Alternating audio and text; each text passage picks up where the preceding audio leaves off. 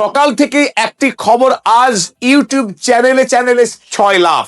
ইসরায়েলের রক্তপিপাসু মানবতার শত্রু প্রধানমন্ত্রী বেঞ্জামিন নেতানিয়াহু খুন হয়েছে ইসরায়েলি মিসাইল হামলায়। তার বাড়ি গুড়িয়ে দিয়েছে ইসরায়েল এবং সেই বাড়িতে অবস্থান করছিলেন বেঞ্জামিন নেতানিয়াহুর ভাই ইদো নেতানিয়াহু এবং ইসরায়েলের জাতীয় নিরাপত্তা বিষয়ক মন্ত্রী বেন জিভির। মানব জাতির কলঙ্ক এই তিন ব্যক্তি খুন হয়েছে গত রাতে, আর তারই খবর আজ বিভিন্ন ইউটিউব প্রচার করেছে আপনাদের সামনে। কিন্তু সত্যি সত্যি কি এই তিন মানবতার শত্রু তারা খুন হয়েছেন? নিশ্চিত থাকুন যে তারা এখনো পর্যন্ত কেউ খুন হননি। আসলে তারা যত বাঁচবে পৃথিবীতে পাপের বোঝা তত বাড়বে এবং পরকালে তাদেরকে তার জন্য কঠোর সাজা পেতে হবে। সেই সাজার জন্যই তারা পাপের বোঝাকে আরো বাড়িয়ে চলেছে।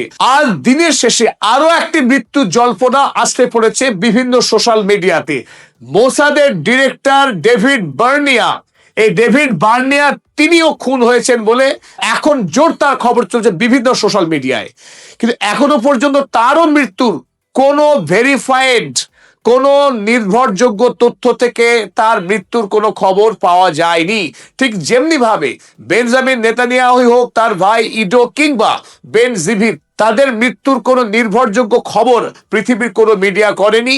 ইসরায়েলি যে কাগজপত্র তাদের পক্ষ থেকেও কোনো এখনো পর্যন্ত নিশ্চিত করা হয়নি এই খবর। কিন্তু প্রশ্ন হলো, কেন হঠাৎ করে বেঞ্জামিন নেতানিয়াহুর মৃত্যুর খবর কেন আজ নতুন করে আরো একবার বিভিন্ন সোশ্যাল মিডিয়ায় ভাইরাল হলো? এর নেপথ্যে আসল কারণ কি?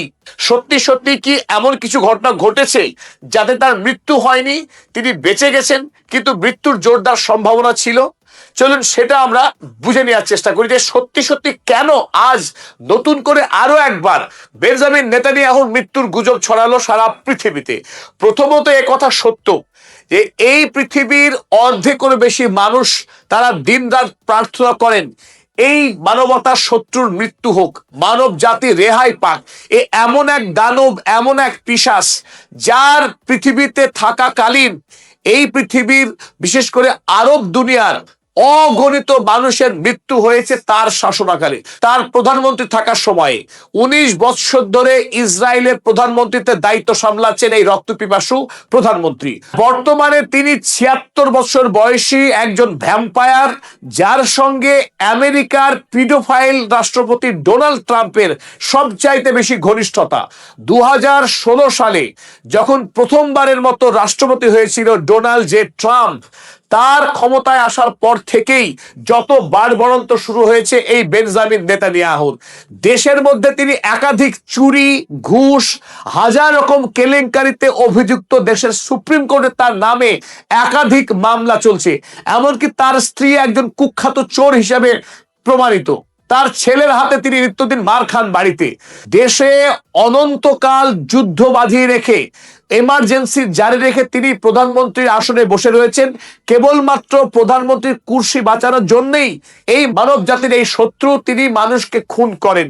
নিরীহ গাজাবাসীকে তিনি গণহত্যা চালিয়েছেন, লেবাননে তিনি নির্বিচারে গণহত্যা করেছেন, সিরিয়াতে গণহত্যা করেছেন, গোটা মধ্যপ্রাচ্যে ধারাবাহিক তিনি যুদ্ধ বাঁধিয়ে রেখেছেন। এখন বিনা প্ররোচনায় তিনি ইরান হামলা করেছেন গত বছর, আবারও তিনি নতুন করে এই ডোনাল্ড ট্রাম্পের সাহায্যে যুদ্ধ বাঁধালেন। লক্ষ্য কেবলমাত্র প্রধানমন্ত্রীর কুর্সি আঁকড়ে থাকা, আর সেই কারণে তিনি ধারাবাহিকভাবে মানুষকে খুন করে চলেন।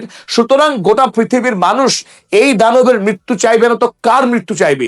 এটা অত্যন্ত স্বাভাবিক যে বিশেষ করে মুসলিম বিশ্বের অগণিত মানুষ প্রতিদিন তাদের নামাজের শেষে দোয়া করেন যাতে করে এই শয়তানের মৃত্যু হয়, সেটা কামনা করেন। স্বাভাবিকভাবে মানুষ পথ চেয়ে বসে আছে কবে তার মৃত্যু হবে। এবং বিশেষ করে ইরান, একমাত্র যোগ্য রাষ্ট্র যাকে শিক্ষা দিতে পারে সেই রাষ্ট্র ইরান, যেহেতু ইরানের সঙ্গে এখন তুমুল যুদ্ধ চলছে ইসরায়েলের, প্রতিদিনই একটার পর একটা মিসাইল আছড়ে পড়ছে তেল আবিব, হাইফা, জেরুজালেম, ইসরায়েলের একাধিক শহর এই মুহূর্তে প্রায় গাজা ভূমির মতো অবস্থা হয়েছে। তাই যে কোনো এক মিসাইলের আঘাতে তার লুকিয়ে থাকা বাংকার কিংবা তার বাড়ি ধ্বংস হওয়াটা খুব অস্বাভাবিক কিছু নয়। এই প্রেক্ষিতেই তার মৃত্যুর গুঞ্জন ছড়িয়েছে। তবুও আমরা বলছি এই গুঞ্জনের পিছনে কিছু প্র্যাকটিক্যাল কারণ রয়েছে, চলুন আমরা দেখে নিই সেই কারণগুলো। 1 নম্বর কারণ এই, গত 4 দিন ধরে বেঞ্জামিন নেতানিয়াহু কোনো পাবলিক প্লেসে সাক্ষাৎকার দেননি, কোনো নতুন ভিডিও আপলোড করেনি ওয়েবসাইটে। তার পুরনো ভিডিওগুলো এখন ধারাবাহিকভাবে প্রতিদিন পোস্ট করা হচ্ছে গত 4 দিন ধরে। দ্বিতীয়ত, heavy security build up there Netanyahu's house and road blocking. গত 8ই মার্চ থেকে বেঞ্জামিন নেতানিয়াহুর জেরুজালেমে বাড়ির চারিদিকে ব্যাপক পুলিশি নিরাপত্তা ব্যবস্থা বাড়ানো হয়েছে এবং তার বাড়ির চারিদিকে যে কটি রোড রয়েছে প্রত্যেকটি রোডকে ব্লক করে রাখা হয়েছে পুলিশ দিয়ে। ইসরায়েল যেহেতু ধারাবাহিকভাবে তাদের ধ্বংস বা ক্ষয়ক্ষতির ছবিকে বিশ্বে যাতে ছড়িয়ে না পড়ে সেটাকে গোপন রাখার জোরদার প্রচেষ্টা চালাচ্ছে, এমনকি ধ্বংসাবশেষের ছবি তুলে যদি কেউ পোস্ট করে আর তা প্রমাণ হয় তাকে 5 বৎসরের সাজা, 5 বছর জেল হাজতে রাখার নির্দেশ পর্যন্ত দিয়েছে এই ইসরায়েল সরকার। সুতরাং বেঞ্জামিন নেতানিয়াহুর মৃত্যুর খবরকে ইসরায়েল সরকার চেপে রাখার চেষ্টা করছে যাতে করে ইসরায়েল এবং মার্কিন সেনাদের মনোবল ভেঙে না পড়ে। এটা একটা কৌশল হতে পারে বলে অনেকের মতামত। এবং অপরদিকে 9ই মার্চ ডোনাল্ড ট্রাম্পের জামাতা জারেড কুশনার এবং তার ব্যক্তিগত দূত স্টিভ উইটকফ, ডোনাল্ড ট্রাম্পের দুজন অত্যন্ত নির্ভরযোগ্য বিশ্বস্ত ব্যক্তি, যারা ইসরায়েলে এসে এই মানবতার শত্রু বেঞ্জামিন নেতানিয়াহুর সঙ্গে সাক্ষাৎ করবার কথা ছিল এই 9ই মার্চ, কিন্তু সেই সাক্ষাৎকে ক্যান্সেল করা হয়।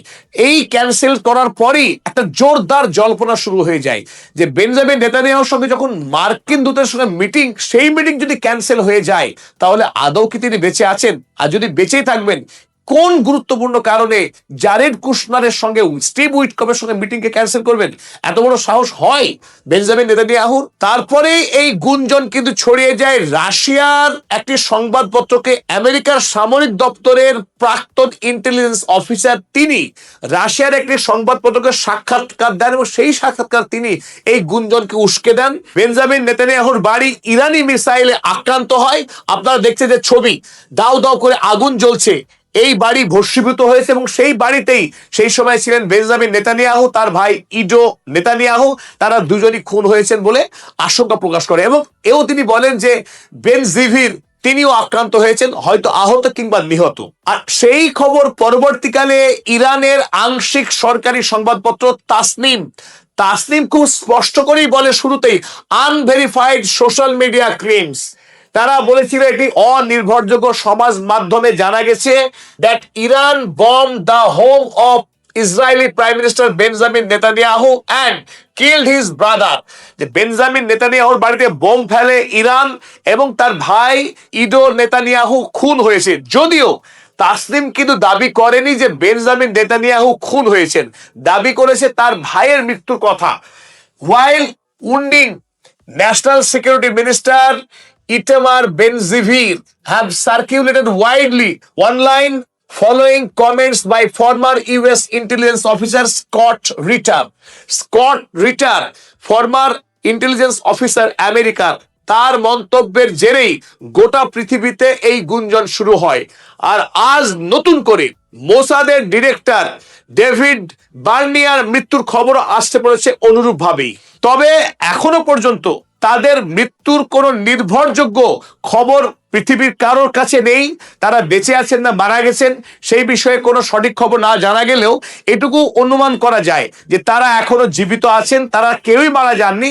অন্যদিকে ইরানের পক্ষে ইসরায়েলের নেতাদেরকে খুন করবার চাইতে ইসরায়েলের যে সামরিক পরিকাঠামো, সেই দেশে যে ব্যাপক ও বৃহৎ অবকাঠামো রয়েছে, তৈল শোধনাগার রয়েছে, তাদেরকে অর্থনৈতিকভাবে পঙ্গু করা, দেশের বিজ্ঞান পরিকাঠামোকে ভেঙে দেওয়া এবং সেনাবাহিনীর যে ব্যাপক পরিকাঠামো রয়েছে সেই পরিকাঠামোতে ধারাবাহিক মিসাইল হামলা চালিয়ে তাদেরকে অর্থনৈতিক সামরিকভাবে পঙ্গু করাই ইরানের দীর্ঘমেয়াদী লক্ষ্য। তাই ইরান কোনো ব্যক্তিকে খুনের তুলনায় বরং